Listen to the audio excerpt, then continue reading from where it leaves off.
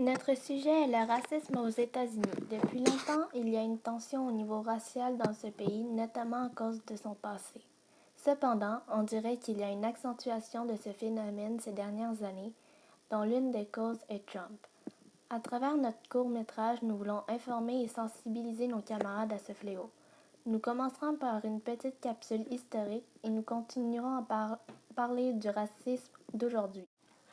Les 20 premiers esclaves arrivés d'Afrique seraient arrivés en 1619 à Jamestown, en Virginie. Cependant, l'esclavage se serait plus répandu vers la moitié du 19e siècle. De 1861 à 1865, le Nord et le Sud s'affrontent lors de la guerre de sécession. Le Nord, qui est industrialisé, voudrait abolir l'esclavage, mais le Sud, travaillant surtout dans les champs, ne veut pas. Le 31 janvier 1865, Abraham Lincoln fait adopter le 13e amendement qui abolit l'esclavage et la servitude involontaire, sauf en tant que punition pour un crime. De 1875 à 1967, c'est la ségrégation raciale aux États-Unis. Les États sudistes installent les lois Jim Crow qui exigent la séparation des Noirs des Blancs dans les lieux publics, les écoles, les abreuvoirs et bien d'autres encore. Le Ku Klux Klan, un groupe prônant la force blanche, né après la guerre de sécession. De 1940 à 1970, les mouvements des droits civiques militent pour leurs droits fondamentaux. Rosa Parks, Martin Luther King et Malcolm X ne sont que quelques exemples de milliers de militants. Selon le Civil Rights Project de Harvard, ce n'est qu'en 1988 que la ségrégation dans les écoles publiques se serait réellement terminée. De nos jours, la discriminalité aux États-Unis est encore bien réelle, même en ce qui concerne ceux qui devraient nous protéger. En voici quelques exemples.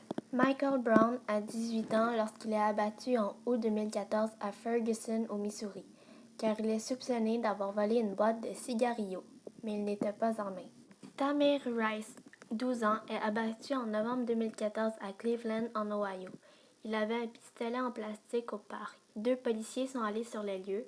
2 secondes plus tard, l'officier Timothy Loehmann, 26 ans, l'abat. Dernièrement, Loehmann est renvoyé du poste de police, pas pour avoir abattu un innocent, mais pour avoir menti sur son feuillet d'application. Lors de son discours de victoire dans la nuit du 8 au 9 novembre, Donald Trump a dit qu'il s'engageait à être le président de tous les Américains et que son mouvement comprenait la population de toutes les races, religions et origines. Cependant, les actes racistes ont multiplié à travers le pays. Par exemple, dans un lycée du Minnesota, des portes de toilettes ont été recouvertes de graffitis avec les mots « Réservé aux Blancs »,« Amérique blanche » et le fameux slogan de Trump « Make America Great Again ». Pour un autre exemple, en Californie, la police a ouvert une enquête après que 2 femmes portant le hijab ont dit avoir été agressées par des hommes qui leur ont arraché leur foulard et leur ont dit des commentaires positifs sur Trump. Il faut se rendre compte que le racisme peut être présent partout, dans la rue avec les violences policières, à l'école avec des élèves issus de l'immigration, au travail avec une possibilité d'emploi limitée pour les personnes d'origine étrangère, ce qui peut entraîner une certaine pauvreté.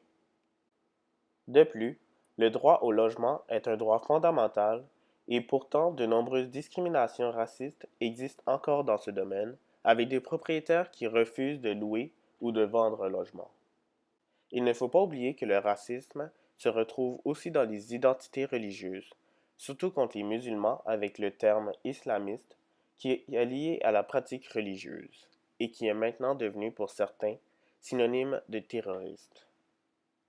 En conclusion, nous vous avons présenté l'historique du racisme et quelques événements passés chez nos voisins du Sud. Le racisme a-t-il encore sa place dans n'importe quelle société?